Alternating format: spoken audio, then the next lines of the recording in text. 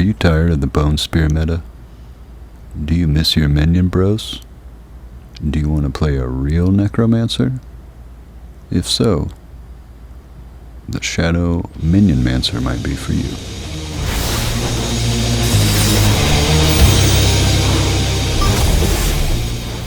Okay, welcome back to the channel. This build is to serve as an alternative to the Bone Spear build. Bone Spear is super strong right now, as you probably know, pumping out crazy numbers, but you don't have minions, and not having minions is no way to play Necromancer. It gets lonely out there in the wastelands. So this is a Shadow minion build. I find there's a lot of synergies here between Shadow and the minions as far as damage is concerned. And minions are staying alive pretty good for us, so not a lot to worry about there. First we're going to start off with Reap. The skill is great. You can get corpse on demand. I was running Decompose for corpses to mess around with it, but even with legendary aspects that give you a very high chance to drop a corpse, I find that this is better. You get a corpse right when you want it, every 4 seconds with Acolyte's Reap. That's not bad. 4 seconds is not long. Generally you're only going to need a corpse at the beginning of a fight, or while fighting a boss, and you can easily run around for a few seconds and drop another corpse. So it's a very good skill to have. If you come down here to the core skills, we're running Sever. With this build you need a tool that serves as a get off me type of tool. I find that if we're going to stick with the Shadow build, get off me tool, Sever works better than Blight. We have 6-second damage window for Blight. That takes way too long. If your minions are tied up and you got a couple enemies walking towards you and you need to throw something out, this is what you want.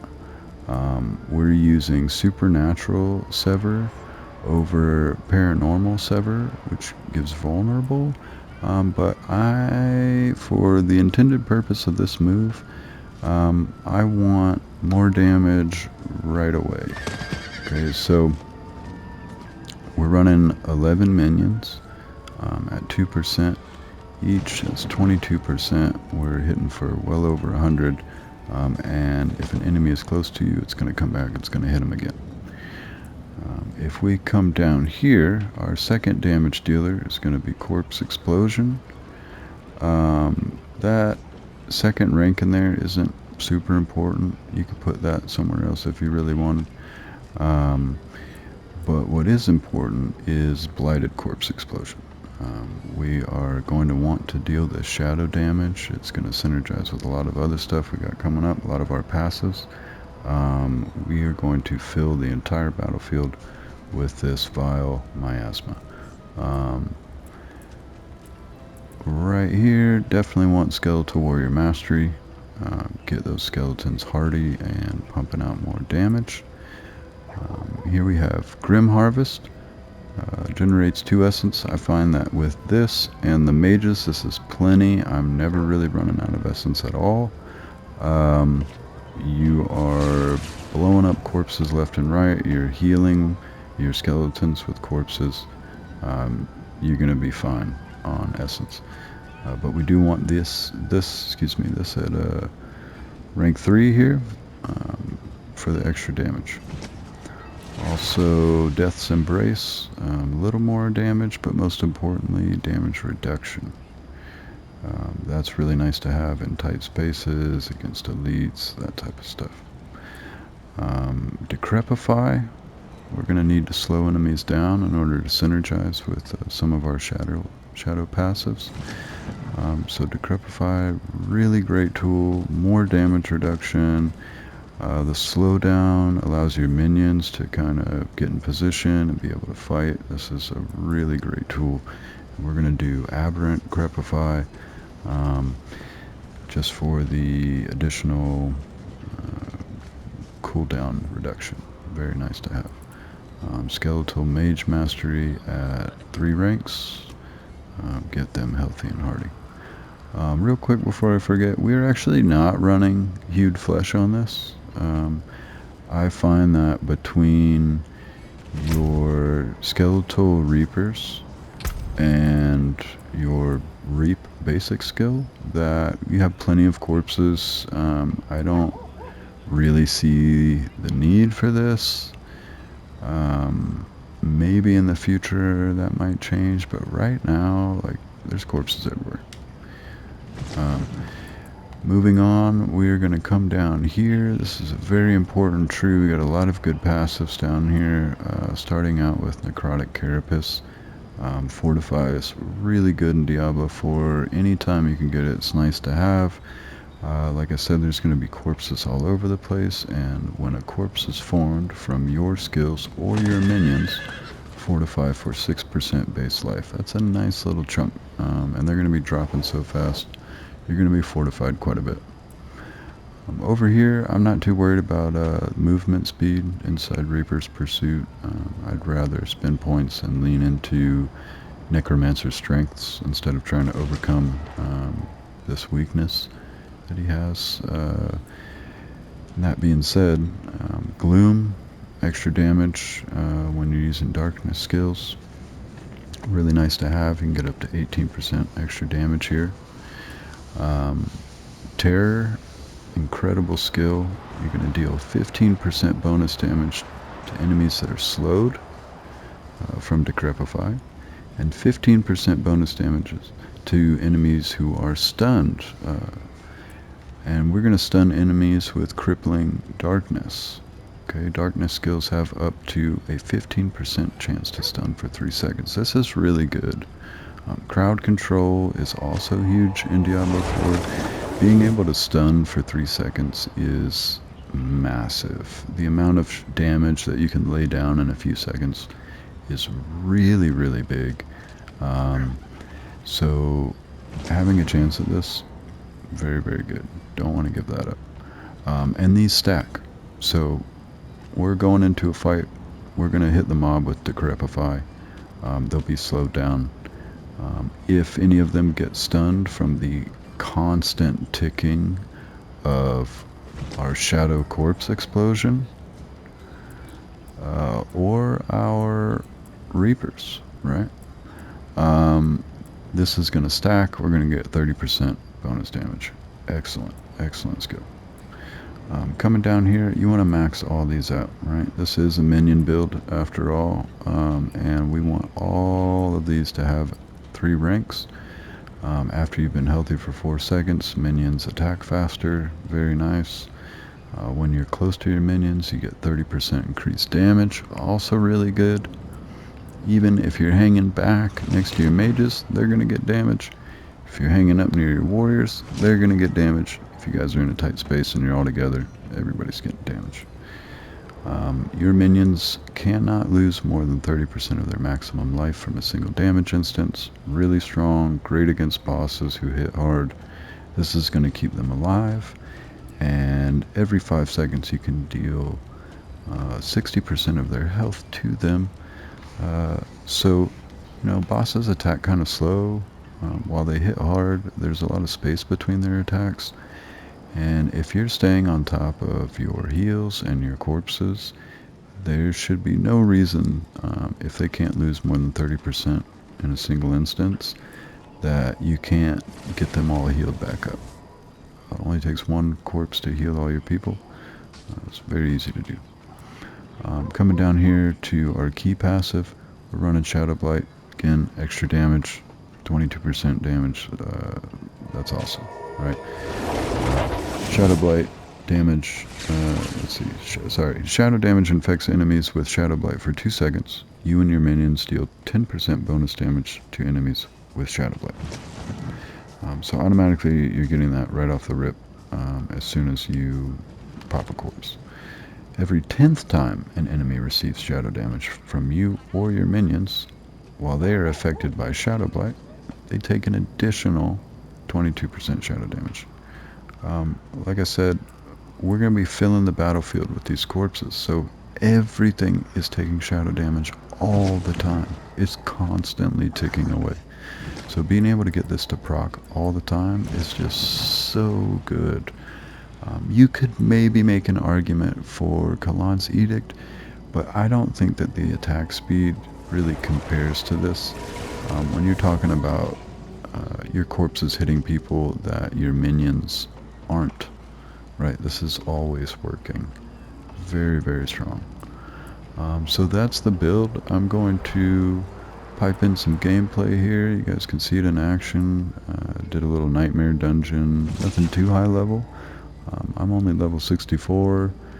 I'm running nightmare dungeons between like 5 and 7. So while that might not seem like a lot, when you watch the gameplay, you're going to see how easy it is to clear these enemies, and obviously see the potential for this build. Right now, my gear not super optimal at all, which gives me hope for the strength of this. Right, we've got aspect of the protector. This is really strong. A lot of builds are running this. Just helps keep you alive. That barrier is really hardy. 2,500 damage to get that barrier down. Really, really nice to have. If you come down to the chest piece, we're running 2 max skeletal warriors. Gotta have as many minions as we can. Gotta get those corpses out on the battlefield. Gotta get the damage rolling. On the gloves, I put 50% increased damage for 6 seconds. After the Shadow Blight key passive damages enemies 10 times. That's a lot. Again, this is going to give you damage for just playing the game. Can't go wrong with this, right? On the pants, we've got some more defensive stuff here. We're going to get increased armor for 4 seconds. Stacking up to 45%. We're going to be laying down constant damage, and we're going to be getting a lot of damage reduction through this. On the boots, we're running 2 skeletal mages. Again, more skeletons, more damage, more corpses. Actually, skeletons don't drop corpses, let them kill somebody, but it's plenty fun. Down here on a 2-handed weapon, for the 100% bonus, we have your skeletons gain increased damage while alive, up to 46%. That's a nice chunk of damage, and the skeletons are typically always alive. Our amulet, while you have 7 or more minions, your minions gain 26% increased damage reduction. Something to give them a little more heft, and a little more survivability. Seems like a must-have to me.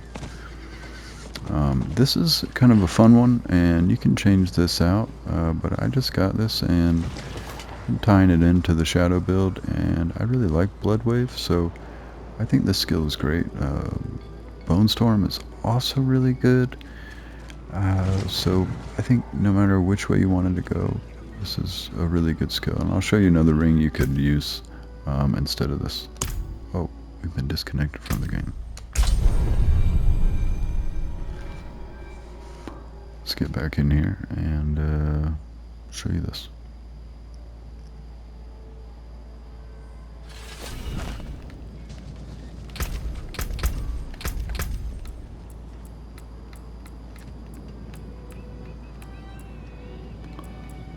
This amulet, while you have 7 or more minions, your minions gain 26% increased damage reduction. Really nice to have. Make your minions a little hardier. Make sure they don't die. If you come down here, this is just kind of a fun one. I've been switching this out, but I just found this and been running it. Blood Wave is a really fun skill. So is Bone Storm. I think they're both really strong. This turns both of them to darkness skills, dealing shadow damage and tying into our synergy that we have going on. Specifically, I'm using Blood Wave. Desecrates the ground it travels over, dealing a shit ton of damage over 4 seconds. If you look here at our abilities down at Blood Wave, Shadow Wave, I just have the first one selected. I didn't put any points in these. I think that we're already slowing down people with Decrepify, so that point is better spent elsewhere. And Blood Orbs, we're not taking a lot of damage, and when we do, we're handling it pretty well, so Blood Orbs also not super important to me. But heading back to the gear, we've come down to our last ring here. You deal 35% increased shadow damage to enemies afflicted by both Decrepify and Iron Maiden. This is really what kind of helps boost this build along. You're going to be opening every battle with Decrepify. You just got to have this, right? 35% extra damage is nothing to sneeze at. Like I said, these are not optimal aspects that I have, so this build could be even stronger, you know. A lot of these aren't maxed out. I mean, I can't imagine having this at its full capacity and getting 120% increased damage for 6 seconds, right? Like, so these are things that I'll be finding in the future just to kind of top this build off, but this build is a lot of fun. Let's check out the gameplay and you can kind of see it in action.